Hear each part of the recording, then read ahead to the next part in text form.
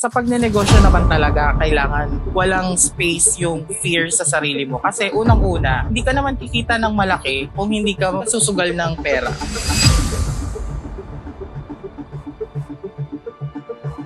First import namin, nagkakaroon kami ng mga challenges. Diyan yung pumapasok yung minsan butas yung sako, nabubutas siya through shipping. Okay lang para sa akin kasi every business naman lagi ang may mga challenges. And what you have to do is to overcome and of course move on.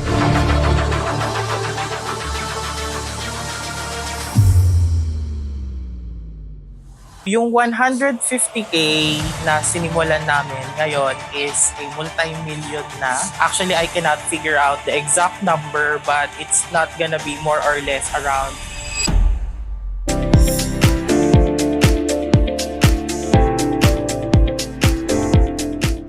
Hello mga ka-Entrep! Kamusta kayo? Welcome muli sa Pusong Entrep, where we will tell stories and strategies of successful Filipino businesses. Ako ang inyong Pinay Entrep, Julia, and for today's episode of our November series, we'll dive deep into the journey of Silver Brand Wholesale and Retail. Today, makakasama natin none other than Miss Ella, the one and only owner of Silver Brand Wholesale and Retail.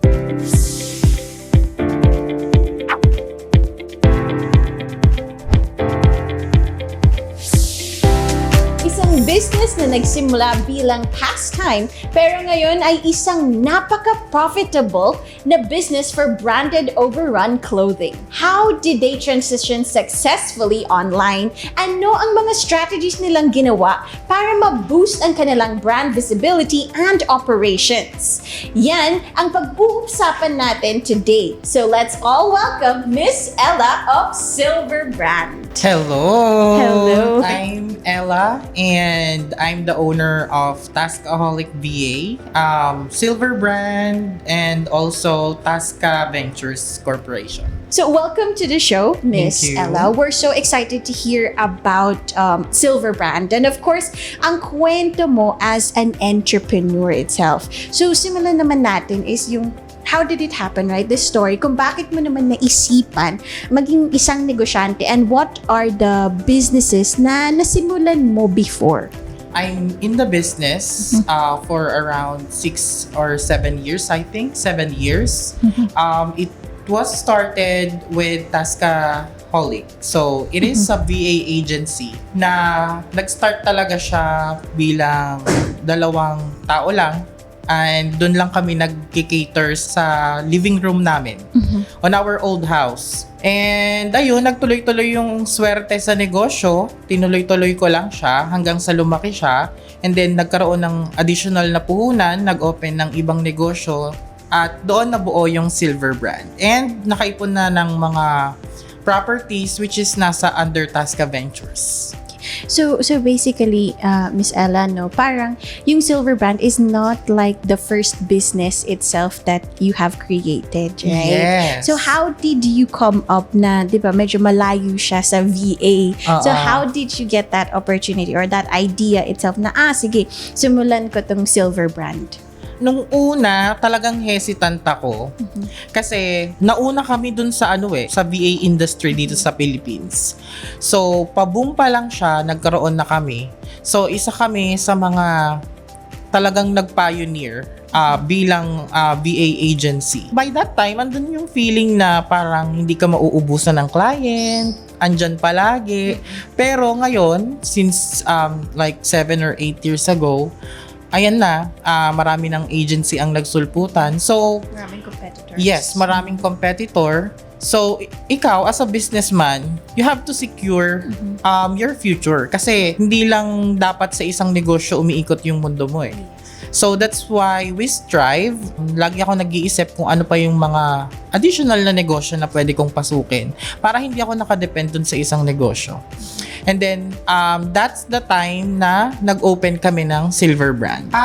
Kaya ko naisipan yun, siguro yung naging inspiration ko is yung magkaroon ng security. Para once na lumagapak yung isa, at least meron May kang backup. backup. Yes. After a few months, you then decide na magkaroon kayo ng showroom, right? Ang bilis ng process eh. Can you Yes. tell us more about that? Last year, October, that was 2023, ang nangyari nun, parang yung partner ko, gusto niya lang magkaroon ng paglilibangan. Kasi nga sa Taskaholic, wala naman siyang maitutulong doon.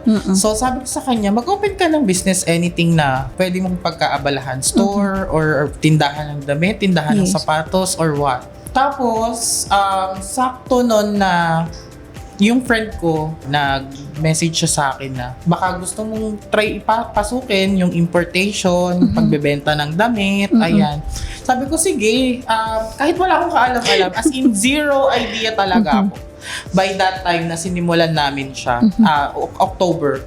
Tapos sabi ko, sige, let's try. Sabi ko, mag-put up ako ng 150,000 dyan para maging panimula natin. And then, ayun, bumili kami ng stocks directly from China. Pero it's not a big import ha, kasi 150,000 lang. yes. So, sobrang liit. It's not a big import. So, try lang just to test the water. And then, within 2 weeks, nagulat ako, ang bilis. 150,000 turns into almost 200,000 in 2 weeks. I was impressed kung gaano kabilis paikutin yung pera sa wholesale. By that time, hindi pa kami nagre-retail. Wholesale lang talaga kami.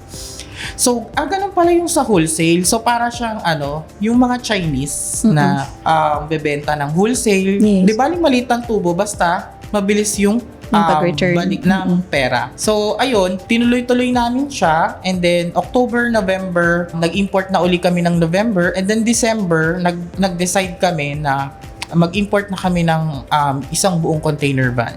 Di 40 na container van. And then, doon na nag-start ang lahat. So, talagang pinush ko siya agad-agad na makakuha ng pwesto, makakuha ng showroom para ma-expand naman namin yung business namin. What was the feeling like itself, ma'am? Masyado ka bang confident the time that you started it? Or meron ka bang hesitations? And then how did you overcome those hesitations as well? Yung mga tanong na yan para talaga sa mga gustong magnegosyo. Yes, gusto magnegosyo. And sa mga taong magsusubok magnegosyo. Yes. Kasi nga, di ba ma'am, hindi naman siya yung pwede ka na, sige, I'm a businessman or a businesswoman already. Pero you're not willing to take that risk na magsugal ka, di ba? So, how did you do it? Ako kasi talaga, risk taker talaga ako From the beginning. Yes, from the beginning, kahit nung nag-aaral ako, I don't care. Lagi kong piniprevent sa sarili ko is yung tanungin ko yung sarili ko na what if. Yes. So, ayoko nang may what if sa utak ko dun sa mga bagay na gusto kong gawin. So, para kung yung tipo na tao na free flow lang. So, bahala na. Kung mag-success, edi go. Kung hindi, edi hindi. Zero knowledge talaga ako Sinabi ko lang sa sarili ko na gagawin ko na lang lahat. I'll just do my best. Sasamahan ko ng sipag, tiyaga, pag-aaral. Kasi that's one of my ace din kasi sa negosyo. Sinasamahan ko siya lagi ng studies. Hindi ako studious na tao nung nag-aaral ako. But when it comes to business, I always make sure that I study the industry.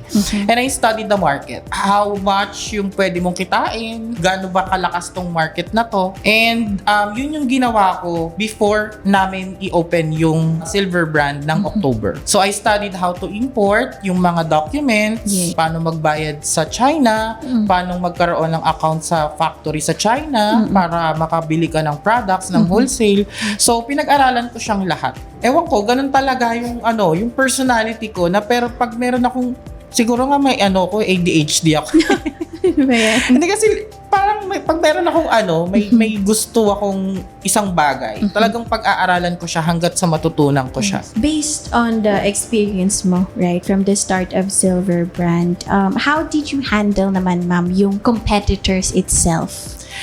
So, wag kayong matatakot sa competitor. Unang-una, always think of something that they don't have that you can have on your business. Napansin ko dito sa negosyo na to, since ang dami niyang parokyano, nagkaroon siya ng demand and supply versus supply. So, ang laki ng demand, maliit yung supply. So, kaya pinasok ko siya. Tapos, nung pinasok ko siya, I'll make sure na pag-aaralan ko yung mga competitors namin kung ano yung ginagawa nila para mahigitan ko pa. Nung pinag-aralan ko yung mga competitors namin, may kulang sila sa customer service, kulang sila sa transparency sa mga customers. Yun yung nakita kong naging edge namin na eto yung gagamitin natin ACE para ma-overcome tong mga competitors natin. Na whatever happens, kahit magtaas tayo ng presyo at magbaba yung competitors natin, the customer will stay to us not because of the price, of a lower price or a higher price, but they will stay to us because of their loyalty.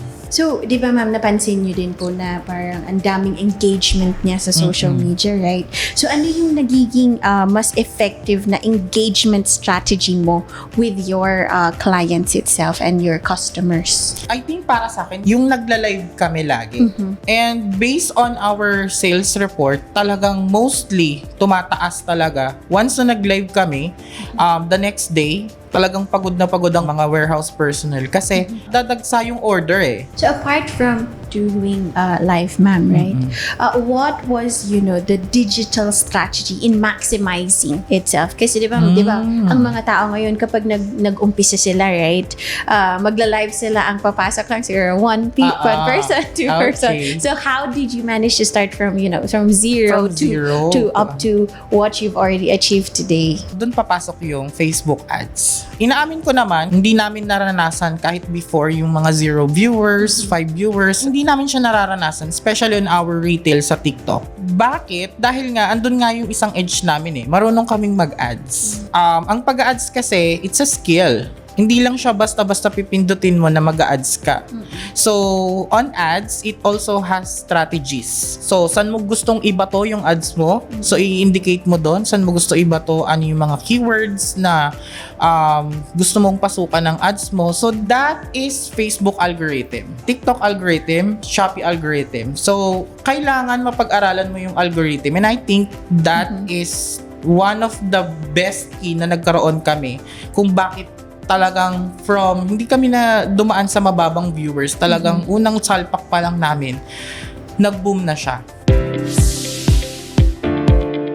Thanks for sharing your experiences and insights, Miss Ella. All right, mga ka-Entrep, before we move forward, time for our trivia giveaway muna.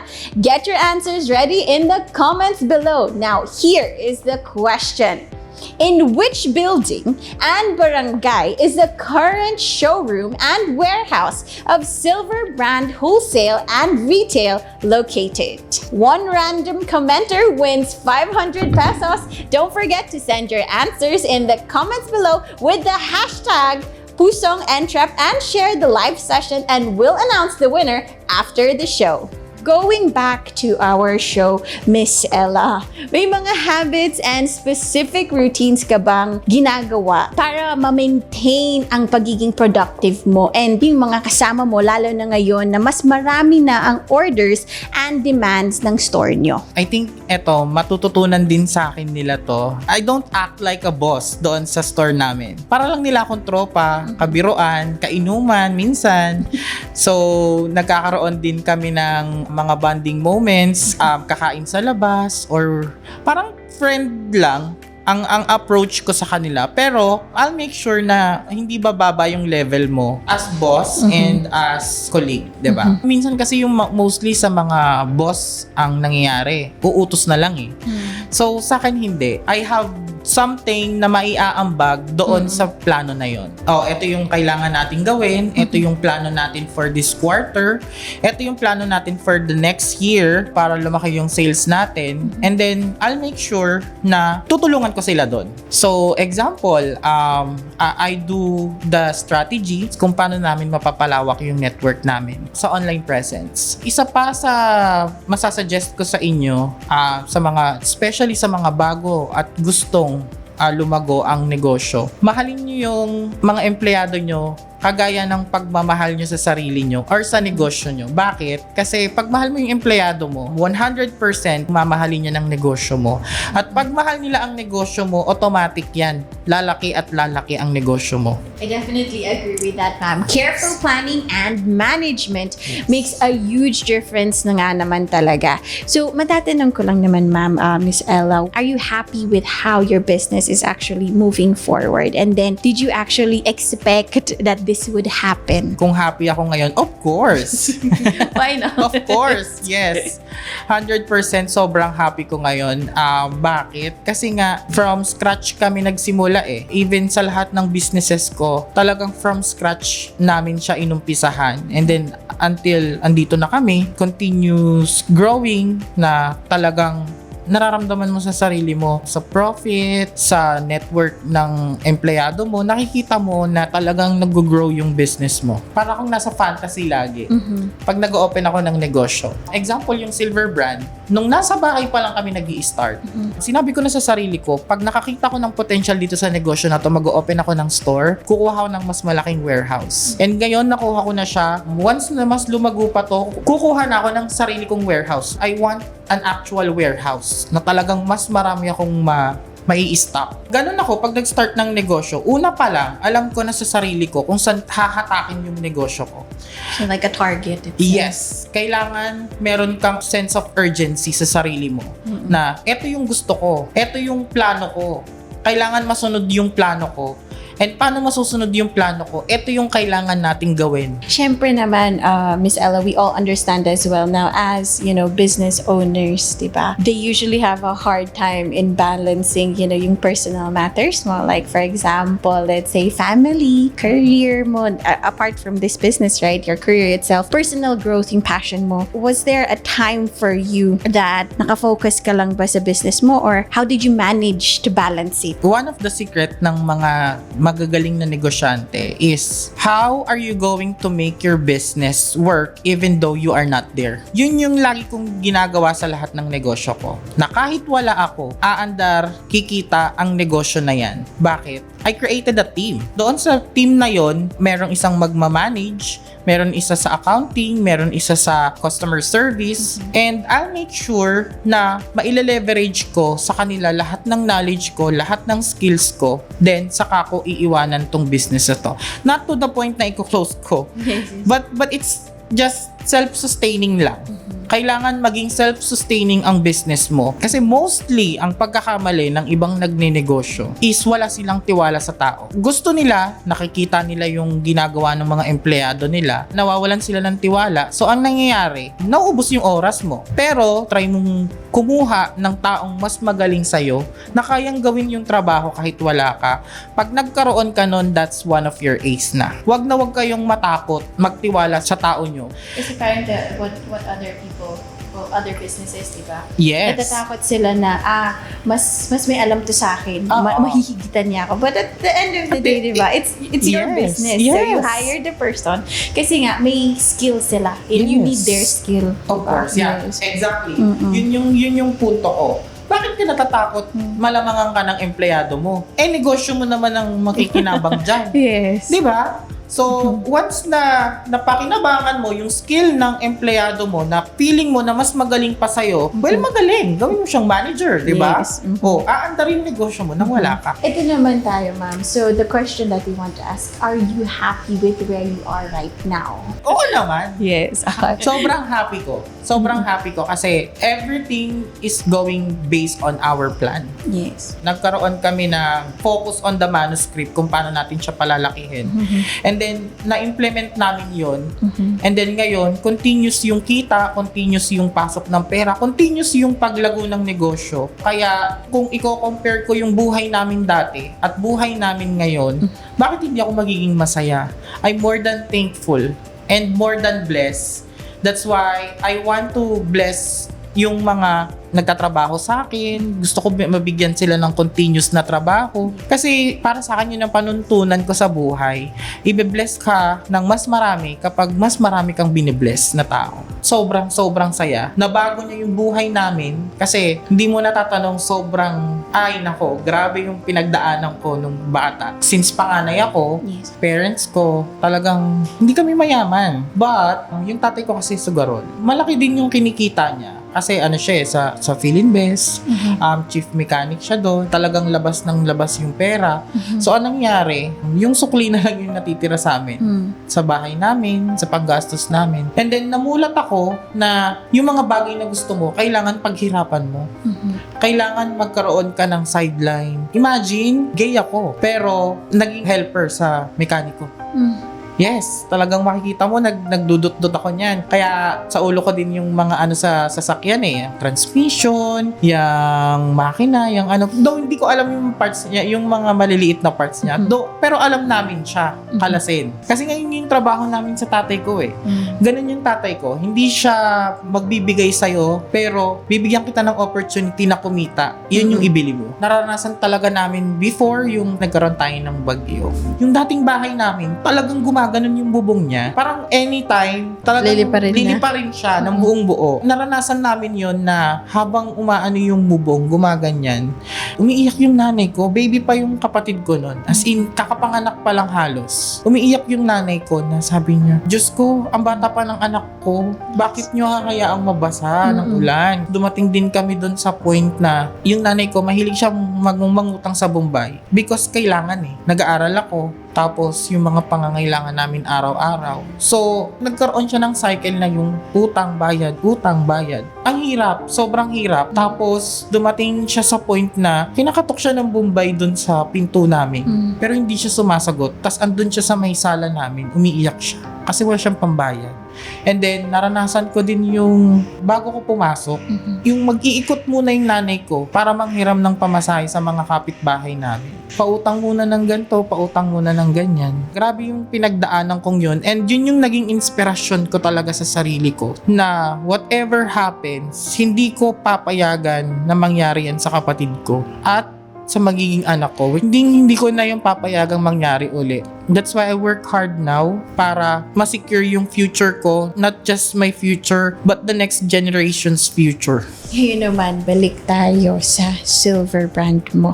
Nagkaroon ka ba ng regrets from the moment you started?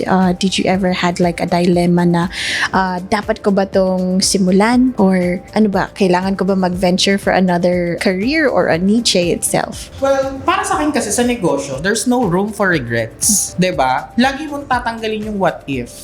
Kung maging successful, edi mas maganda. Kapag hindi, edi try another one. So, ganun lang yung mentality ko. Kaya, kung nagkakaroon man ako ng minsan na maling desisyon, it's part of growing up. Kasi wala namang tao na nagiging successful na hindi nadadapa. Ganun ko tinitake yung mga mistakes. Kaya, I don't entertain regrets sa sarili ko. Maraming aspiring entrepreneurs at business-minded people ang nakikinig at makakapanood pa nitong episode natin. Ano ang one final advice mo sa mga nagbabalak na mag-start ng business nila, ma'am? Hindi ko sasabihin sa inyo na magnegosyo kayo dahil yayaman kayo. Ito, ang payo ko lang sa inyo, kung mag-i-start kayo ng negosyo, tanungin mo yung sarili mo. Willing ka ba dumaan sa proseso? Willing ka ba na gawin yung mga hindi mo ginagawa before na akala mo hindi mo kayang gawin? So kung willing kayo dumaan dun sa mahirap at madugong proseso para lumaki ang inyong negosyo, go for it. But if not, try to convince yourself na gusto mo ba talagang magnegosyo. One of my edge na gayahin nyo is always starve yourself to learn new things and new strategies. Huwag nyong isasara ang pinto nyo sa mga bagong ideas. Nila, failure is just a part of the journey. Any final words, ma'am, of encouragement naman para sa mga future business owners? Gawin nyo lahat ng proseso. Paano nyo palalaguin, paano nyo palalakihin. So kasama na dyan yung planning. Simula pag-start hanggang sa kaduluduluhan ng plano mo sa negosyo na to, na nasisimulan mo, go for it. Isugal mo yung willingness mo na lumaki ang pera mo, na lumaki ang profit mo, na lumaki ang net worth mo. Kaya sa mga gustong magnegosyo, go for it. Kaya nyo yan. Huwag kayong matakot dahil wala namang umuunlad na hindi sumusugal. So I definitely agree on that, Miss Ella. But before we wrap up today's episode, Miss Ella brought some of their products to promote today. Yes. Ipropromote mo naman ang mga products mo sa Silver Brand, ma'am. Sa ating mga manonood, inaanyayahan ko kayo na tangkilikin ang aming produkto sa mga gustong mag-umpisa ng negosyo. Try nyo ang Silver Brand Wholesale and Retail. Siguradong mababa ang presyo namin dito. Unang produkto mai-offer namin sa inyo bilang pag-start ng negosyo ay ang mga imported clothes. Actually, they are all branded clothes. It's just overrun. All branded, 100% original. Marami kaming available na brands. We have Shein, we have Lobito, Chipme, and Patpat, and so on and so forth. Basta overrun. And we also do have our own brand. Meron kaming towel gift set, patok na patok ngayong holiday season. We also do have insulated tumblers. Ang kagandahan nito sa tumblers na to is meron na siyang kasamang tatlong takip, which is yung may straw, but here meron kang, so kasama na siya lahat dito. So the price sobrang baba compared sa mga malalaking brand, but the same quality. And our last product, traveling bag. Napakarami na namin nabenta nito, especially last year. Nag-launch lang kami ng Tasca last year, December. Napakarami na namin nabenta nito, especially no holiday season. Napakamura niya compared sa ibang brand. Napakamura pero kita nyo yung quality. Sa mga gustong pumasyal or gustong pumunta sa aming showroom, feel free to go to 2nd floor, Silvina Building, Zone 7, Bulihan, Silang, Cavite. We are also available sa Google and sa Waze pag hindi nyo mahanap. Pwede nyo also tignan yung GMA Petron, katapat lang siya ng aming store. Yun lang po, maraming salamat. And that wraps up today's episode. Maraming salamat again, Miss Ella. Thank you so much. Thank you so much for sharing your story and strategies with us. Sobrang daming wisdom na nakuha namin today. To all our listeners, be sure to visit Silver Brand Wholesale and Retail. Check out their showroom or follow them online kung gusto nyo ng panimulang negosyo na patok this holiday season. Perfect ang kanilang branded overruns for affordable and high-quality fashion finds. All the links will be in the comments below ng live natin. Para sa mga ka-entrep na interesado pang matuto, abangan nyo ang next episode. Next week, mas madami pa tayong ilalabas na sikreto kung paano ba naging successful ang Silver Brand. We'll explore effective marketing strategies, how to optimize your online presence, and the latest trends in digital marketing that can help you stand out in the competitive landscape. Perfect ito para sa inyo na gustong mag-scale up ng inyong mga negosyo at makamit ng financial freedom. So make sure to tune in and don't forget to follow Pusong Entrep on all social media platforms. This has been Pinay Entrep Julia, and I can't wait to see you next week. Stay inspired, mga kapusong Entrep!